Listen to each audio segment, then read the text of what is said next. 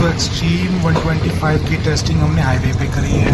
वैसे तो चलने में एकदम स्मूथ है, बिल्कुल कोई दिक्कत नहीं, कोई वाइब्रेशन नहीं। बट मेरे को एक चीज़ इसमें लगी कि इसकी साउंड जो है वो अजीब सी आ रही है।